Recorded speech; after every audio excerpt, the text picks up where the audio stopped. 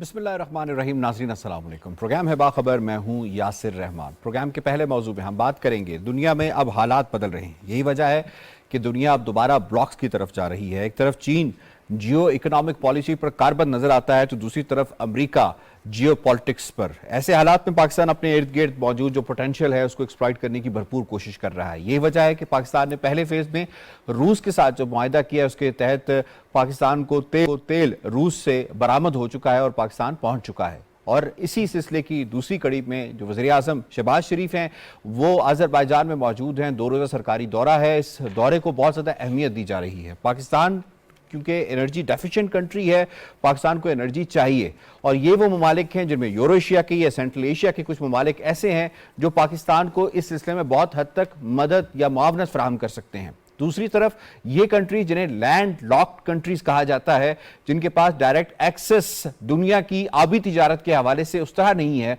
पाकिस्तान उस सिलसिले में सबसे बड़ी जो इन्हें एक सहूलत फराहम कर सकता है वो गवादर के जरिए सहूलत फराहम की जा सकती है। इसके साथ साथ पाकिस्तान जो एक्सपोर्ट्स कर सकता है वो ज़राअत में कर सकता है। यही वजह है कि इस दौरे को कहा जा रहा है कि ये दौरा नेक्स्ट लेवल पर जो हमारे ताल्लुकात हैं अज़रबैजान के साथ पाकिस्तान के, उसको लेकर जाएगा। थोड़ी सी डिटेल आपको बताते चलें कि पाकिस्तान और अज़रबैजान के दरमियान जो ताल्लुकात हैं वो 31 सालों पर मुहित हैं। पाकिस्तान उन पहले कंट्रीज में, यह पहला मुल्क था जिसने दिसंबर 12, 1991 को अज़रबैजान को तस्लीम किया था। पाकिस्तान ने मार्च 12, 1993 को अपनी एम्बेसी खोली थी। अज़रबैजान ने 24 अगस्त 1997 को अपनी एम्बेसी यहाँ पे यानी इस्लामाबाद में ओपन की थी। हेड ऑफ स्टेट्स की मुलाकातें हो चुकी हैं, प्राइम मिनिस्टर लेवल के ऊपर मुलाकातें हो चुकी हैं, फॉरेन मिनिस्टर लेवल के ऊपर मुलाकातें हो चुकी हैं। पार्लियामेंट्री वफूद उनके यहाँ पे आते हैं, हमारे वहाँ पे जाते हैं। और इसके साथ साथ अगर हम तिजारत के हवाले से बात करें तो अब तक जो तिजारत है हमारी वो तो बहुत ही नॉमिनल सी ट्रेड है, 10 मिलियन के अराउंड ये ट्रेड है। लेकिन अब जो ये खास तौर पे जो विजिट है इसके अंदर ये कहा जा रहा है कि बहुत ज्यादा पेशरफ्त के इम्कानात हैं, जिसमें सबसे बड़ी जो खुशखबरी पाकिस्तानियों के लिए वो ये है कि जनाब अज़रबैजान से अगले माह से रियायती LNG कार्गो पाकिस्तान आना शुरू हो जाएंगे। ये बहुत अच्छी खबर है पाकिस्तान के लिए। सबसे पहले जनाब तारुफ करवा देते हैं अपने पैनलिस्ट का, फिर हम सवाल का करेंगे। आज हमें स्काइप के जरिए ज्वाइन कर रहे हैं मुर्तज़ा सोलंकी साहब, स्काइप ही के जरिए हमें शरीला मार साहबा ज्वाइन कर रही हैं। इस्लामाबाद स्टूडियोज़ में हमारा साथ देंगे आगा इकरार हारून साहब और फारूक आदिल साहब, और लाहौर स्टूडियो से आजम चौधरी साहब ने हमें ज्वाइन किया। आप तमाम पैनलिस्ट को हम खुशामदीद कहते हैं। पहला सवाल मुर्तज़ा सोलंकी साहब सर आपसे होगा। वज़ीर आज़म का दौरा अज़रबैजान, LNG की दरामद का मुआहिदा, रूस से तेल और LPG की दरामद, क्या एक नए माशी दौर का आगाज है? मेरे ख्याल में ये एक बहुत ही अहम पेशरफ्त है। पाकिस्तान के जो तवानाई के मसाइल हैं उसमें पाकिस्तान अपने तमाम अंडे किसी एक बास्केट में नहीं रख सकता। ये दुरुस्त है कि हम कतर से LNG लेते रहे हैं, ईरान पर जो पाबंदियां हैं उसकी वजह से हम ईरान की जो तवानाई के ज़राए हैं उनसे बहुत फ़ायदा नहीं उठा सके। लेकिन ये जो अज़रबैजान तेल और गैस दोनों में माला माल है, तो उस हवाले से अज़रबैजान और रूस से जो हमारी तवानाई की ज़रूरियात हैं वो पूरी होने में ये हमारी मईशत के लिए बहुत ही एक अच्छा कदम होगा। और मेरे ख़्याल में मुसद्दिक मलिक साहब इसमें काफ़ी मसरूफ़ रहे हैं। वो पहले अज़रबैजान गए थे और उन्होंने काफ़ी काम किया। तो मेरे ख़्याल में बातें करने के लिए आपको बहुत सारे लोग मिल जाएंगे। बातें करने में तो एक साबिक वज़ीर आज़म ने जो है वो ये बात तक कर दी थी कि जी मैं तो रूस से गंदम और तेल और गैस ला रहा था, लेकिन अमेरिका ने मेरी हुकूमत गिरा दी। अभी हमने देखा कि जो नई हुकूमत आई है वही तेल और गैस के हवाले से ये पेशरफ्त कर रही है। तो मैं समझता हूँ कि जो दुनिया जिस तरीके से मुनक़सिम है, जिसका आपने इब्तिदाई में जिक्र भी किया जी, तो हमारे लिए हमारे जो मसाइल हैं, हमारी क्योंकि मईशत जो है वो खासी दगरगूं है और उसकी जो बुनियादें हैं वो सही तरह से अभी उस्तवार होनी है। तो जब तक ये हो तब तक तो हमें मुश्किलात का सामना करना होगा, लेकिन जब हमारी बुनियादें बेहतर हो जाएंगी तो फिर दुनिया के बहुत सारे मुल्क हैं जो ये जो ब्लॉक्स की लड़ाई है उससे अपने आप को महफूज रख सकते हैं। आप भारत को देख लें कि उनके रूस के साथ भी बहुत अच्छे ताल्लुकात हैं, अमेरिका उनका स्ट्रेटेजिक पार्टनर है, अमेरिका उन पर कोई दबाव नहीं डालता क्योंकि उन भारत की जो मईशत है वो मजबूत है।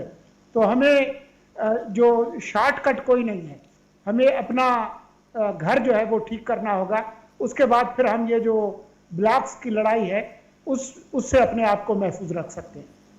बहुत इफेक्टिवली आपने बात की है कि ब्लॉक्स की लड़ाई से कैसे महफूज रहा जा सकता है, और ख़ास तौर पे जो हमें एक किस्म का थ्रेटनिंग इन्वायरमेंट नज़र आ रहा है आईएमएफ के हवाले से। शनीला साहिबा, आपकी तरफ आते हैं, ये फरमाइएगा कि ये जो रूस का मामला सामने आया उसकी वजह से हमने देखा कि उससे पहले भी पेट्रोलियम प्राइसेस में काफ़ी हद तक कमी वाक़ई हुई है, मज़ीद भी कमी एक्सपेक्ट की जा रही है। जो हमारी एलएनजी के मसाइल हैं, इससे कहा जा रहा है कि जो हमारी कॉस्ट ऑफ प्रोडक्शन है, ख़ास तौर पे जो हमारी फैक्ट्रीज़ हैं उनके लिए बहुत ज़्यादा बेहतर हो जाएगी और कम हो जाएगी, और हम इंटरनेशनल एरिना में कॉस्ट कंपेटिटिव हो जाएंगे। कितना इंपॉर्टेंट है कि पाकिस्तान बैक टू एरिना हो जाएगा इन ममालिक की इन एग्रीमेंट्स के साथ जो कि आज की इन मुलाकातों में हुए हैं, जिस पे 6 महीने से काम जारी था? देखिए यासर, हमारे इस प्रोग्राम के अंदर हम सब जो लोग थे ना, बड़े तवातर के साथ इस चीज़ को इंडोर्स करते रहे थे कि जो सेंट्रल एशियन जो रियासतें हैं उनके साथ हमारे ताल्लुकात बहुत ज़्यादा अहमियत के हामिल हैं और हम वहाँ से बहुत ज़्यादा फ़ायदा जो उठा सकते हैं। तो जब वज़ीर-ए-आज़म शहबाज शरीफ साहब ने जब से हलफ उठाया, वो इन रियासतों के काफ़ी ज़्यादा दौरे कर चुके हैं और उनके वज़ीर-ए-आज़म सदर जो है वो पाकिस्तान आए हैं। तो मसला यही है कि हमारे यहाँ पे मसला था ज़र मुबादला का। हम जब महंगा वहां से पेट्रोल लेते थे, वही हम आगे मार्केट में बेचते तो उससे महंगाई बहुत ज्यादा हो रही थी। ज़र मुबादला के ज़ाहिर बहुत तेजी से गिर रहे थे। आईएमएफ ने अभी तक नवा जायजा ही जो है उसको मुकम्मल नहीं किया और 20 तारीख तक तो वैसे उनका मुआहिदा जो है वो किया हुआ है, उसकी भी तारीख खत्म हो रही है।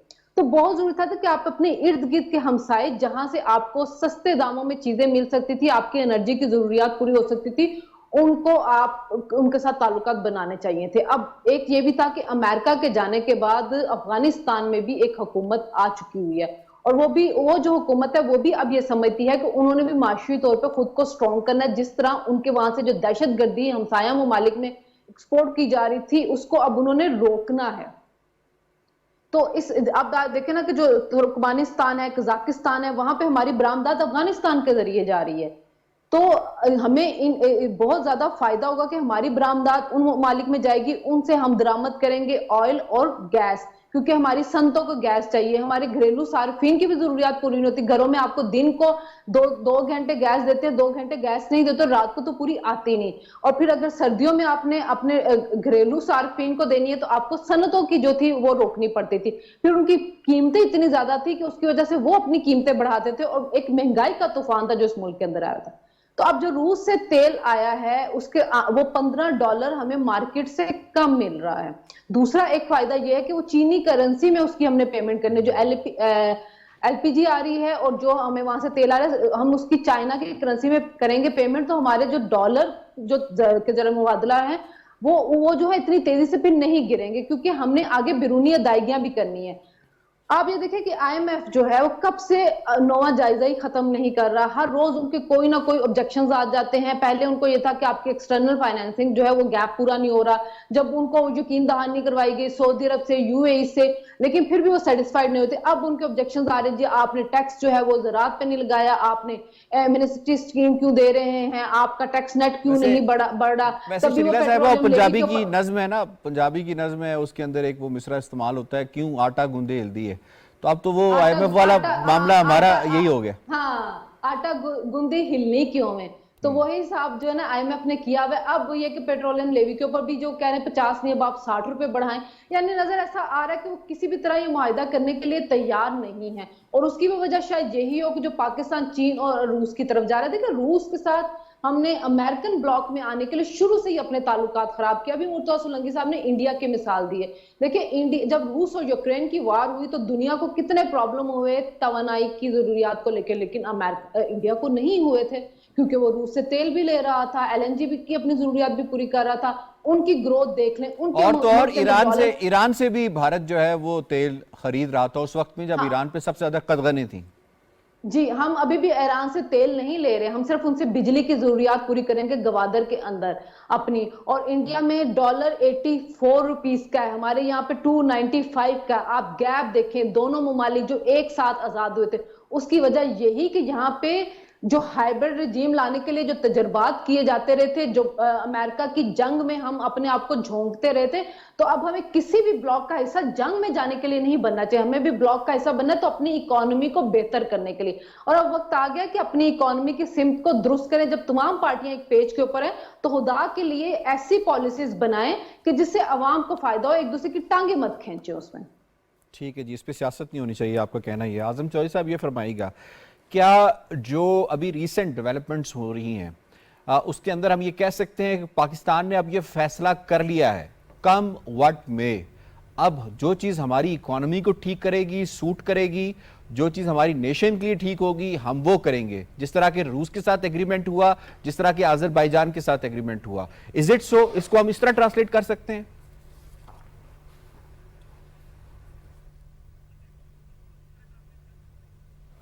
बिस्मिल्लाहिर्रहमानिर्रहीम। शुक्रिया यासर। देखें, पूरी दुनिया के अंदर अगर हम माजी में देखें, पिछली कई आप सदियों के पीछे जाएं, तो दुनिया में जो ज़्यादातर लड़ाइयाँ हैं वो तजारत और तजारत के रास्तों की वजह से हुई हैं। और आज भी तजारत और तजारत के रूट्स को लेकर दुनिया के अंदर नए ब्लॉक्स बन रहे हैं और पुराने ब्लॉक्स जो है वो टूट फूट का शिकार है। और हर मुल्क का ये हक होता है कि वो अपने जितने भी अपनी कौम और अपने मुल्क के हकूक़ है उसका तहफ़्फ़ुज़ करे वो स्टेट, और हम भी कर रहे हैं, हमें भी करने की ज़रूरत है। आप अगर एक साल पीछे जाएं तो जब इंडिया ने रूस के साथ अपना तेल का मुआहदा किया था, तो उस वक्त भी अमेरिकन या मगरब ने उनके ऊपर दबाव डाला था कि ये आप ना करें, लेकिन इंडिया ने बड़ा उन्होंने सीधा सा उन्होंने जवाब दिया कि देखें जी, ये हमारा हक है और हम जिससे मर्जी तजारत करें, आप हमें रोक नहीं सकते। और उन्होंने, इंडिया और रूस ने मिलकर एक ऐसा बैंक कायम किया जिसमें इंडिया इंडियन करेंसी जमा करवाता है और रशिया जो है उसको ज़रूरत होती है तो उसको रूबल में ट्रांसफ़र करके तो वो अपने यहाँ से या बार्टर ट्रेड कर लेते हैं या पैसे उधर ट्रांसफ़र कर लेते हैं। अब हमने, क्योंकि हमारे लिए ये ब्लॉक जो है, जो एशियन ब्लॉक है, वो हमें सूट करता है। हम क्योंकि अगर फ्यूचर को हम देखें तो अगला जो तजारत का गेटवे है वो आप देखिएगा कि यही सेंट्रल एशिया आपको नज़र आएगा, यहीं से सारी तजारत होगी। क्योंकि पाकिस्तान के हमसाये में आप देखें कि ईरान और अफ़गानिस्तान, उनके साथ हमारे बिला वजह जो तलकात, जो कशीदगी थी, उसका नुकसान हमारी तजारत को भी पहुंचा और दोनों मुल्कों के, उनको भी और पाकिस्तान को भी इसमें नुकसान हुआ। लेकिन आज हम क्योंकि थोड़ा सा तजारत की तरफ मायल हैं और तमाम मुल्कों को इस ब्लॉक में शामिल होकर तमाम के साथ चलना चाह रहे हैं, जिस तरह ईरान के साथ हमारा दोबारा मुआहदा हुआ गैस के हवाले से, अफ़गानिस्तान को हम साथ ले रहे हैं, जो हमारा ट्रेड रूट है, चाइना, अफ़गानिस्तान और पाकिस्तान मिलके फिर ट्रेन एक गुजारी जा रही है, इसमें से जो तजारत के लिए होगी। इसी तरह सेंट्रल एशियन स्टेट्स में आप जाएं, हम ऑयल एंड गैस उनसे ख़रीदने जा रहे हैं, जिस तरह LNG का मुआहदा हुआ है। इसी तरह हम वहाँ पे अपने चावल, हमारे वहाँ पे बहुत ज़्यादा पसंद किए जाते हैं। हमारा चावल पहले भी एक्सपोर्ट हो रहा है लेकिन उसकी मिकदार बहुत थोड़ी है, उसको हम बढ़ा सकते हैं और इसके अलावा भी हम अपनी एक्सपोर्ट्स को बहुत सारा आगे बढ़ा सकते हैं। देखें, इस वक्त IMF का जो प्रेशर है वो सिर्फ यही इसी वजह से है, मेरे कोलीग्स ठीक कह रहे हैं कि जब हम उस मगरबी ब्लॉक से निकल के तो हम मशरकी ब्लॉक की तरफ हमारा रुझान होगा, तो जाहिर है वो हमारे ऊपर प्रेशर डालेंगे। IMF का प्रोग्राम ना मैच्योर होने की वजह एक ये भी है कि हमारा क्योंकि तजारती रुझान अब इस साइड पे है, लेकिन पाकिस्तान का मुफाद क्योंकि इस साइड पे, अभी हम रशिया से जो तेल खरीद रहे हैं उसमें हम चाइनीज़ करेंसी में खरीद रहे हैं। और मुझे उम्मीद है कि इंशाल्लाह आने वाले दिनों में जिस तरह इंडिया अपनी इंडियन करेंसी में खरीद रहा है, हम भी इस काबिल हो जाएंगे, हम पाकिस्तानी करेंसी में तेल खरीदेंगे और यहाँ पे बैंक में पाकिस्तानी करेंसी देंगे, आगे रशिया उसको रूबल में ट्रांसफ़र करे या किसी में, क्योंकि अभी भी हमें कन्वर्जन रेट की मद में थोड़ा सा मज़ीद जो है ना उसको बेहतर करने की ज़रूरत है, क्योंकि हम जब चाइनीज़ में कन्वर्ट करेंगे तो वो कन्वर्जन रेट हमें पड़ेगा। लेकिन पाकिस्तान को अपना फ्यूचर देखना है, अपने मुफादात का तहफ़्फ़ुज़ करना है, और जब आप सस्ती एनर्जी लेके आएंगे, पेट्रोल और गैस लेके आएंगे, आपकी सनतें चलेंगी, आपकी सनतें चलेंगी तो प्रोडक्शन बढ़ेगी और आप मज़ीद एक्सपोर्ट के काबिल होंगे। क्योंकि हमें इस वक्त जो डॉलर की वजह से एक दबाव है हमारी मईशत के ऊपर, वो सिर्फ इसलिए है क्योंकि हमारी एक्सपोर्ट बहुत कम है, हमारा रेमिटेंस बहुत कम है, हम जब एक्सपोर्ट के काबिल हो जाएंगे, हमारी एक्सपोर्ट ज़्यादा बढ़ जाएंगी, तो आप देखिएगा ऑटोमेटिकली डॉलर का जो प्रेशर है वो भी ऐसा ऐसा ख़त्म होता चला जाएगा और पाकिस्तान स्टेबिलिटी की तरफ बढ़ेगा। बेशक हमने देर से ये मुआहदे शुरू किए हैं और हमें देर हो गया इन कामों, लेकिन देर आए दुरुस्त आए। हम बार बार आपके इस प्रोग्राम की वसातत में ये कह चुके हैं कि अब जो शॉर्ट टर्म है, ये शॉर्ट टर्म का वो नहीं है दौर कि हम शॉर्ट टर्म में डंग टपाव काम नहीं कर सकते, हमें लॉन्ग टर्म चीज़ों की तरफ जाना पड़ेगा। शॉर्ट टर्म तो फौरी तौर पे हमारी ज़रूरत है कि चलें जी, ये जो मुशत के ऊपर एक दबाव है या महंगाई है या डॉलर है, उसकी वजह से हम एक दफ़ा उसमें से निकलें, लेकिन मुल्क के इस्तेहकाम के लिए ज़रूरी है कि देरपा मनसूबे बनाए जाएं। ठीक है, आपका पॉइंट आ गया। पॉलिसीज के ऊपर अमल करके जो भी मुआहदे किए जाएं वो लॉन्ग टर्म हो, लॉन्ग टर्म हो जी। डॉक्टर फारूक आदिल साहब, आप तो वहाँ पे गए भी हैं, थोड़ा अपना एक्सपीरियंस भी शेयर कर लीजिएगा और साथ ये भी बताइएगा जो IPPs का चुंगल है उससे आज़ाद होने का एक बहुत बड़ा जरिया आज की इन मुलाकातों के अंदर डिस्कस नहीं हुआ सोलर एनर्जी के हवाले से, जिसके अंदर आज़रबाईजान को काफ़ी उसकी कैपेसिटी है, काफ़ी वो काम कर सकता है, पाकिस्तान में काफ़ी सरमायाकारी कर सकता है। इस हवाले से कितना पोटेंशियल अवेलेबल है, और अगर ये पाकिस्तान में हो जाता है तो ख़ासतौर पर जिस तरह शरीला साहबा ने जिस तरफ इशारा किया कि जो हमारा जो फॉरेन एक्सचेंज रिजर्व्स हैं वो डिप्लीट इसलिए भी होते हैं कि एक बहुत बड़ी रकम हमें ऑयल इंपोर्ट में देनी पड़ती है, तो उससे हम छुटकारा मुमकिन है अगर यहाँ पे सोलर एनर्जी जो है उस कीमत में इन्वेस्टमेंट हो। शुक्रिया यासिर, इसमें कोई शुबा नहीं है कि जो एक्सपीरियंस की आपने बात की है, दुनिया के बहुत सारे हिस्सों में और मुल्कों में जाने का मौका मिला, लेकिन जो एक्सपीरियंस आज़रबाईजान और उसके दारुल हुकूमत बाकू का है वो मैंने तुर्की में भी नहीं देखा। हालांकि तुर्की को तो हम अपना ही मुल्क समझते हैं, वो पाकिस्तान को अपना देश समझते हैं। तो वो आप कहीं चले जाते थे ना तो लोग इशारा करके बताते थे कि ये पाकिस्तान से आया है, जैसे कोई एक गैर मामूली चीज़ आपके यहाँ आई है और ख़ुशी की बात है। तो ये सिचुएशन थी। और एक रेस्टोरेंट में तो सूरत हाल ये हो गई कि लोग हमारे इर्द गिर्द इकट्ठे हो गए, हम 4-5 लोग थे, और दिल दिल पाकिस्तान का नारा गाना उन्होंने खुद गाना शुरू कर दिया। तो एक पाकिस्तान के बारे में जोश व खरोश का मामला ये है। दूसरी जो सक्सेस स्टोरी है आज़रबाईजान की वो ये ऑयल एंड गैस की है, और ऑयल एंड गैस के बारे में वहाँ एक आम लतीफ़े के तौर पे बात कही जाती है कि लोग पानी के लिए बोर करते हैं और तेल या गैस निकल आती है। अच्छा। तो ये सूरत हाल है वहाँ, और जो जोशो खरोश और आपके साथ मोहब्बत का ताल्लुक़ है वो यकीनन हम उससे इस्तिफ़ादा कर सकते हैं, और उसके इस्तिफ़ादे की सूरत गैस के सिलसिले में जो हमारी काबीना ने मंजूरी दे दी है और हम एक्सपेक्ट कर रहे हैं अगले महीने से उसकी दरामद, तो एक तो ये सूरत है और उसके नतीजे में हम बहुत मामलात बेहतर हो जाएंगे। अब अगर बेहतर मज़ीद हो तो हम अपना वाखान का जो कॉरिडोर है उसको खोलने पर तवज्जो दें। अगर वाखान के कॉरिडोर को खोलने पर तवज्जो दें तो वो फासले और वो जो सफ़र है जो बाज़ औक़ात 24 घंटे का, मैं जहाज़ के सफ़र की बात कर रहा हूँ, और बाज़ औक़ात इससे भी तवील और इससे कम हो जाता है, वो फासले 1.5-2 घंटे पे और 3 घंटे पे चले जाएंगे। वैसे एयरलाइन भी वो कह रहे हैं, एयरलाइन उन्होंने भी स्टार्ट की इससे पहले। अब ये आपको यहीं से आप कंटिन्यू कीजिएगा, ब्रेक का वक्त, ब्रेक पे जब वापस आएंगे तो हम इसी दौरे की अहमियत के हवाले से बात करेंगे। साथ रहिए।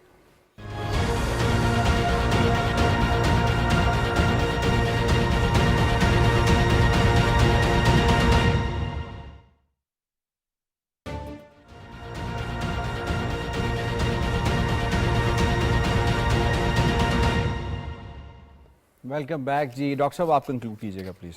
अच्छा, बस तकरीबन बात कंप्लीट हो गई। बस इतना ऐड करना चाह रहा हूँ कि अभी कज़ाकिस्तान के प्रेसिडेंट ने हमारे वज़ीर आज़म से फ़ोन पे बात की है और वो पाकिस्तान आना चाहते हैं, और उनका एम्बिशन भी यही है कि पाकिस्तान के जो मसाइल हैं गैस में, ऑयल में, और इसके अलावा उनके पास से हम बहुत सारी चीज़ें ले सकते हैं, हम उनको दे सकते हैं। वो हमारे साथ आके मामला तय करना चाहते हैं। तो मेरे ख़्याल में आज़रबाईजान के दौरे के बाद अब हम इस दौरे का इंतज़ार कर रहे हैं और उनका खैर मकदम करेंगे।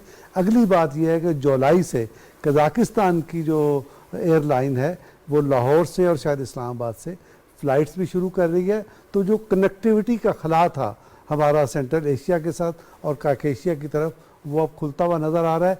ये एक गेटवे है और एक नई दुनिया हम एक्सप्लोर करेंगे। अगर हमारे बिजनेसमैन को ये बात समझ में आ गई तो हम एक नए पाकिस्तान में जिएंगे। ठीक है सर, आपका पॉइंट आ गया। हमारे दरमियान जो है जी आज़रबाईजान से अवार्ड ऑफ एक्सीलेंस के हामिल साहब भी मौजूद हैं, आगा इकरार साहब। इन्हें लास्ट ईयर जो है एक्सीलेंस अवार्ड मिला था पाकिस्तान और आज़रबाईजान के ताल्लुकात को मुस्तहकम करने की हवाले से। तो आगा साहब ज़रा ये बता दीजिएगा कि एक तो जो आज़री मीडिया है वहाँ का, वो इसको किस तरह से ले रहा है वज़ीर आज़म शहबाज शरीफ के दौरे को, और दूसरा ख़ास तौर पे ये बताइएगा यहाँ पे बात हुई कि जी के राब्ते आपस में बहाल होने चाहिए। एक है राब्ता जो बहुत मजबूत है जिसे इंडोर्स करेंगे मुर्तज़ा सोलंकी साहब भी, BRI का। BRI की वो 6 नॉड्स अगर इफेक्टिव हो जाती हैं, एक्टिव हो जाती हैं, तो ख़ास तौर पे किस हद तक हमारी ट्रेड इन यूरेशियन या सेंट्रल एशियन कंट्री से बढ़ जाएगी और उस वक्त हमारे इस खित्ते के पूरे हालात क्या होंगे, उसमें अफगानिस्तान के कज़िये का हल होना कितना ज़रूरी है? देखिए जी, अफगानिस्तान, जब तक आप अफगानिस्तान में पीस नहीं आएगा, पाकिस्तान जो है वेस्टर्न फ्लैंक के साथ यानी कि आप कह सकते हैं कम से कम ट्रेड नहीं कर सकता है, और ना ही वहाँ से गैस आ सकती है। कैसे गैस आप लेकर आएंगे? वो एक RPG लगेगा तो आपके, अगर वो क्योंकि गैस की पाइपलाइन तो आपको पता है ज़मीन के ऊपर होती है, तो उसको आप कैसे अपना 500 किलोमीटर की आप टापी को आप मैनेज कर सकते हैं? इस वक्त हम आज़रबाईजान की बात कर रहे हैं। देखिए आज़रबाईजान में ये आज़रबाईजान की दूसरी नस्ल है जिसका रिलेशनशिप है अपना नवाज शरीफ फैमिली के साथ। अच्छा, आपको हमने यदि कि जैसे कि आपने बताया कि हम दूसरे थे, पहले नहीं थे। पहला सबसे पहले तुर्की था और दूसरे हम थे अपना इनकी जब इंडिपेंडेंस कबूल, लेकिन चंद मिनट का फर्क था, कुछ ज्यादा नहीं। तो उसमें एक चीज और मैं आपको बता दूं कि उस वक्त कौन था? उस वक्त नवाज शरीफ साहब थे। उसके बाद नवाज शरीफ साहब ने लास्ट आपको 2006 में 2016 में वो गए, अपना मियाँ साहब गए, और 2017 में फिर सेकंड जनरेशन ये अपना इल्हाम अलीयव के फादर जो थे हैदर अलीयव, उन्होंने पाकिस्तान ने सबसे पहले उनको आप कह सकते हैं कि रिलेशनशिप पैदा किया था, और वो तब से हमें वो कहते हैं कि हम वी आर ब्रदर्स। और मकबूजा कश्मीर के ऊपर उनका जो हमेशा से भी बड़ा क्लियर, अच्छा इसमें बड़ी प्यारी आपने बात की। जब पहले लोग ये कहते थे कि जी वो उनका जो काराबाग का इशू है उसमें हम स्टैंड लेते हैं, तो इसीलिए वो कश्मीर के ऊपर हमारे से स्टैंड लेते हैं। आप देखें कि काराबाग का इशू खत्म हो गया, उन्होंने काराबाग क्या अपने यानी कि रिक्लेम कर लिया ऐसे 2 साल पहले। और आपको अपना याद होगा, अपने प्रोग्राम में बात भी की थी, मैं दुनिया की वॉरफेयर जो टैक्टिक्स है वो चेंज करके रखी जी बिल्कुल। अच्छा उसके बाद अब ये बड़ी प्यारी बात है, 2 मिनट दीजिएगा। उसके बाद इंडियन मीडिया बार बार ये लिख रहा था कि सिंध के काराबाग का इशू खत्म हो गया, तो अब आज़रबाईजान जो है वो पाकिस्तान के साथ कश्मीर इशू पे खड़ा नहीं होगा। हुआ ये, उसके बाद कश्मीर डे आया 5 फरवरी का। उन्होंने अपना वो जो उनका हैदर अलीयव कॉम्प्लेक्स है उसको लिट किया अपना पाकिस्तान के झंडे के साथ, और नीचे लिखा अपना we need freedom from Kashmir. इससे बड़ी बात क्या हो सकती है? बदकिस्मती क्या है? बदकिस्मती हमारा मीडिया है। क्या आप ये बातें हमारी मीडिया में देखते हैं? आपने भी बात की, जब आपने शुरू की, मैं वहां पे आप आ रहा हूं। बात आपने की कि अज़ीरी मीडिया का, आज़रबाईजानी मीडिया का रिस्पॉन्स क्या है। आपको पता है कल रात भी मैं उनके स्टेट ऑन टेलीविजन पे लाइव था। वो कल रात से उनका तमाम मीडिया जो है वो प्राइम मिनिस्टर शहबाज शरीफ को एज ए यानी कि one of the most important person के तौर पे ले रहा है, और कल रात से उनके तमाम प्रोग्राम्स में पाकिस्तान के टूरिज्म के बारे में छोटी छोटी क्लिप्स दिखाए जा रहे हैं, पाकिस्तान के मैंगोस के बारे में दिखाए जा रहे हैं, यानी कि हॉर्टिकल्चर के बारे में दिखाए जा रहे हैं। उनका मीडिया कल रात से पाकिस्तान को इस तरह प्रमोट कर रहा है जैसे कि उनके मुल्क का बहुत बड़ा इवेंट है कोई। ये है फर्क आपके मीडिया, मुझे माफ कीजिएगा, आपने कहा था कि उसकी मीडिया की बात करें, ये फर्क है पाकिस्तान मीडिया का, अज़ीरी मीडिया का। हमें हमारे मीडिया को पता ही नहीं होता। हमारा मीडिया AFP राइटर और AP से कभी बाहर निकले तो कोई काम करे ना। मैं तो बस किस्मत ये है। ठीक, हमारे कितने टेलीविजन चैनल है, अखबार है जिनके पास आटे की सर्विस है, या अपना नया विस्ती की सर्विस है, या आज़ाद की सर्विस। पहले मैं दूसरे मौजू की तरफ जाऊं, सिर्फ ये बता दीजिएगा कि जो मैक्सिमम पोटेंशियल है वो अफगानिस्तान के कज़िये के बाद हल होता हुआ नजर आ रहा है या नहीं? देखिए आज़रबाईजान कहना चाहता हूं, सॉरी, आज़रबाईजान का की जो हमारी ट्रेड है उससे अफगानिस्तान का कोई ताल्लुक नहीं होगा, ये मैं आपको क्लियरली बता दूं। ये हमारी जो ट्रेड है वो बाय रूट अपना जो होनी है वो उसमें थैंक्स गॉड कि उसमें अफगानिस्तान नहीं आता, तो इसलिए ट्रेड ये होगी। मैं सिर्फ ये कहना चाहता हूं कि जब कोई पाकिस्तानी लीडर आज़रबाईजान जाता है तो उनके मामूल के अखबारात पाकिस्तान स्पेशल एडिशन लगते हैं। जी बिल्कुल, ऐसा नहीं है आज भी निकले हैं। कि रूटीन का आज भी मामला हो। 3 अखबारों ने हर दिन निकाला की है। इशाअत हाँ जी। स्पेशल एडिशन लगती है। आज आजाद न्यूज ने भी हमारा अपना पाकिस्तान एडिशन निकाला है। 3 अखबारों ने स्टेट रन के अलावा 2 अपना आप कह ठीक है, सकते आप कह रहे हैं कि सेक्टर उन्होंने सेक्टर निकाला है। रेसिप्रोकेट किया और जो अहमियत जिसका इजहार हम यहाँ पे कर रहे हैं वही अहमियत हमारे वज़ीर आज़म को वहाँ पे दी जा रही है और उन एग्रीमेंट से पाकिस्तान की इकॉनमी को बहुत ज़्यादा फ़ायदा होने वाला है। ये जनाब आपका पॉइंट आ गया। अब हमें दूसरे मौजू की जानिब जाना है। दूसरा मौजू ताल्लुक़ है हमारे माहौलियात से, एनवायरनमेंट से, मौसमियात से और ख़ास तौर पे इस वक्त जो बिपरजॉय नामी एक तूफ़ान है वो तेज़ी से गामजन है। उसके हवाले से ख़बरें आ रही हैं कि आज शब जो है वो साहिली इलाके केटी बंदर से ये टकराएगा और ये कहा जा रहा है कि जो इसकी रफ्तार है वो 135-130 किलोमीटर फ़ी घंटे की रफ्तार से होगी। इस की प्रिकॉशनरी मेजर्स लेते हुए हुकूमत सिंध ने और बलूचिस्तान के कुछ इलाकों और ख़ास तौर पे NDMA ने इसमें जो 81,000 जो लोग हैं उनको महफूज मकामात पे मुंतकिल कर दिया है। ये जो मामला है ये सिर्फ पाकिस्तान को दरपेश नहीं है बल्कि इसके साथ साथ इंडिया के साहिली इलाकों बिलखुसूस गुजरात और जो ख़ास तौर पे जो इनकी बंदरगाह है उससे ये गुजरात की जो बंदरगाह है उससे ये टकराएगा और इसके बाद फिर ये भी कहा जा रहा है महकमे मौसमियात की जानिब से कि बारिशों की भी पेशगोई है।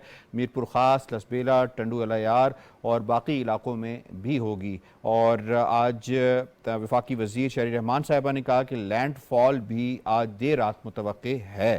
तो ये जो सारा मामला दरपेश हो रहा है ख़ास तौर पे जो ग्लोबल वार्मिंग का कॉन्सेप्ट है, कहीं से हमें सैलाब का सामना करना पड़ता है, कहीं पे हमारे जो वाटर रिजर्वायर्स हैं वो मेल्ट हो रहे हैं, यानी जो आइस के हमारे रिजर्वायर्स हैं वो मेल्ट हो रहे हैं। इसके साथ साथ हमें जो समुद्री तूफ़ान है उसका भी सामना करना पड़ रहा है। पहले ज़रा हम इंतज़ामात के हवाले से बात कर लेंगे, उसके बाद फिर हम आगे बढ़ते हैं। जनाब मुर्तज़ा सोलंकी साहब, सर आपसे सवाल होगा इस हवाले से, सूबा सिंध में आने वाले समुद्री तूफ़ान से निपटने के लिए जो हुकूमती कोशिशें और एहतियाती तदबीर हैं, क्या हम मौसमियाती तब्दीलियों से निपटने के लिए पूरी तरह तैयार हैं? आपके सवाल का मुख्तसर जवाब तो यकीन है, हम पूरी तरह से तैयार हैं और वक्त के साथ साथ हम चैलेंजेस कम नहीं होंगे बल्कि बढ़ते चले जाएं।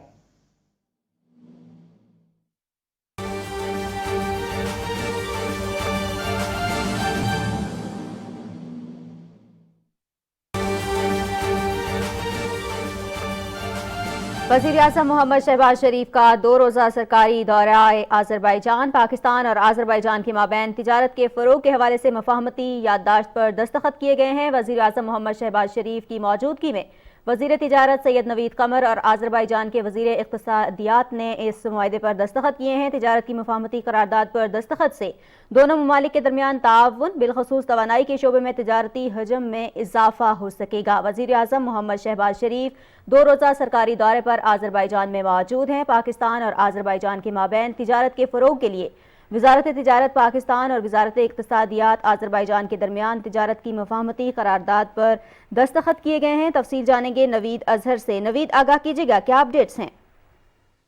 जी बिल्कुल, वज़ीर आज़म मोहम्मद शहबाज शरीफ इस वक्त आज़रबाईजान के दौरे पर हैं और पाकिस्तान और आज़रबाईजान के दरमियान तिजारत के फ़रोग़ के लिए वज़ारत तिजारत और वज़ारत इक़्तिसादी अमूर जो आज़रबाईजान है उनके दरमियान तिजारत की मफ़ाहमत के हवाले से करारदाद पर दस्तखत हुए हैं। वहाँ पे वज़ीर आज़म ने भी विटनेस किया है और जो मुआहदे पर दस्तखत हैं वो वज़ीर तिजारत सैयद नवीद कमर और आज़रबाईजान के वज़ीर इक़्तिसादियात ने दस्तखत किए हैं। और तिजारत के मफ़ाहमती करारदाद पर दस्तखत से दोनों मुल्कों के दरमियान जो ताउन है बिलखसूस तवानाई के शोबे में, क्योंकि पाकिस्तान को LNG और दीगर जो तवानाई की ज़रूरतें हैं उसके हवाले से भी इससे बड़ा फ़ायदा होगा और ये ताउन जो है और तिजारती हजम जो है उसमें भी इस मुफाहमत के बाद तवक्को है कि इजाफा होगा। और ये दोनों मुल्कों के हवाले से इंतहाई अहम मुआहदा है जो कि वज़ीर आज़म की मौजूदगी में तय पाया है। जी बहुत शुक्रिया नवीद अजहर, तफसीलात से हमें आगाह कर रहे थे। वज़ीर आज़म मोहम्मद शहबाज शरीफ 2 रोज़ा सरकारी दौरे पर आज़रबाईजान में मौजूद हैं। पाकिस्तान और आज़रबाईजान के दरमियान तिजारत के फ़रोग़ के हवाले से करारदाद पर दस्तखत किए गए हैं। न्यूज़ स्टूडियो से फिलवक्त इतना ही।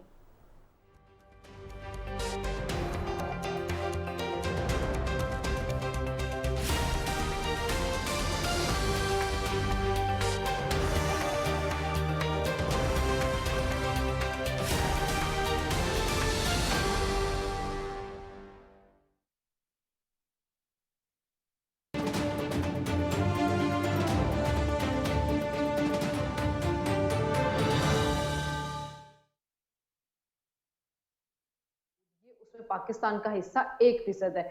जो आपकी G7 कंट्रीज हैं इनका ज्यादा हिस्सा है, जैसे चाइना और हो गया, इंडिया हो गया, जो दूसरे ममालिक हैं उनकी जो इंडस्ट्रीज है वहां से ग्रीन गैसेस का जो अखराज होता है उसकी वजह से दुनिया के जो माहौलियात जो है उसमें तब्दीली आ रही है पाकिस्तान के अंदर। लेकिन मसला ये कि पाकिस्तान में अंदर भी कोई मनसूबाबंदी जो है वो नहीं होती है। 2010 के फ्लड से हमने कुछ नहीं सीखा था और 2022 में उससे ज्यादा बड़ा फ्लड आया।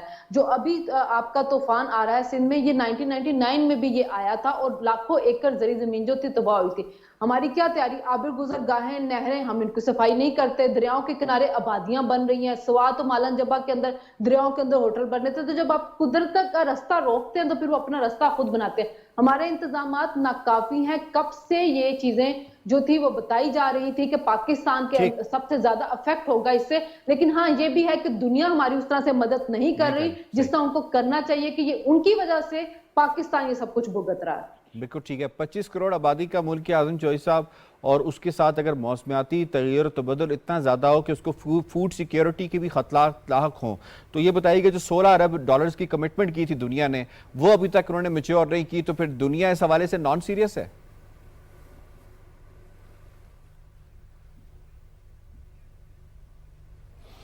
जी, अफसोस की बात है कि स्विट्ज़रलैंड में जो उस वक्त सारा कुछ हुआ उसके पैसे हमें बिल्कुल नहीं आए। दुनिया ने वादे तो किए लेकिन हमें प्रैक्टिकली सपोर्ट नहीं किया। लेकिन आप देखें ना कि पाकिस्तान के अंदर इस दफ़ा तो खैर जो समुद्री एक तूफ़ान जो नज़र आ रहा है, ये तो दुनिया के बड़े बड़े तरक्की याफ्ता ममालिक हैं वो भी इन समुद्री तूफ़ानों की जद में आते हैं। लेकिन हमें आगे जो ख़तरा नज़र आ रहा है, जिसकी तरफ अभी सोलंकी साहब इशारा दे रहे थे, कि हमें जो तगैर है और तब्दीलियाँ हैं मौसमियाती, उसकी वजह से हमारे अंदर जो दरियाओं के अंदर और हमारे पहाड़ों से जो बर्फ़ पिघलती है और बारिशें जो ज़्यादा होती हैं, उसकी वजह से हमें सबसे ज़्यादा नुकसान का सामना करना पड़ता है। गुज़श्ता साल होने वाला जो नुकसान है वो 30 अरब डॉलर के आलमोस्ट उसके लगभग है, वो हम वही नहीं पूरा कर पा रहे क्योंकि हमारी इकॉनमी भी कमज़ोर थी और ऊपर से हमें इतना बड़ा नुकसान भी हुआ। खुदा न खासा अगर इस दफ़ा फिर हमें उस किस्म की सूरत हाल का सामना करना पड़ा तो फूड सिक्योरिटी एक सबसे बड़ा इशू होगा हमारे लिए। हमें उसके लिए, जिस तरह ये तूफ़ान आने से चंद दिन पहले हमें मिले हैं कि हम लोगों को नकल मकानी करवा सकें और थोड़ी एहतियाती तदाबीर अख्तियार कर सकें, हमें ज़रूरत है इस वक्त फूड सिक्योरिटी के जो खदशात नज़र आ रहे हैं हम उससे पहले पहले अपने इंतज़ामात करें और ख़ुराक कम से कम इतनी हमारे पास हो कि हमारे लोगों की ज़रूरियात को पूरा कर सके। अगर हमने इस वक्त अरेंजमेंट ना किया तो फूड सिक्योरिटी की वजह से हमें मज़ीद परेशानी और नुकसान जो बर्दाश्त करने के लिए तैयार रहना होगा। चलो ठीक है, I have to wind up जी, मुझे शुक्रिया अदा करना है, वक्त की कमी की बायस हम गैस की तरफ नहीं जा पाए। आगा इकरार साहब का, मुर्तज़ा सोलंकी साहब का, शनीला मार साहबा का, फारूक कादिल साहब का और आज़म चौधरी साहब का, आज के मौज़ूआत को ज़बरदस्त तरीके से आपने समेटा। जनाब, प्रोग्राम बाखबर से इतने यासिर रहमान को दीजिए इजाज़त, अल्लाह निगहबान।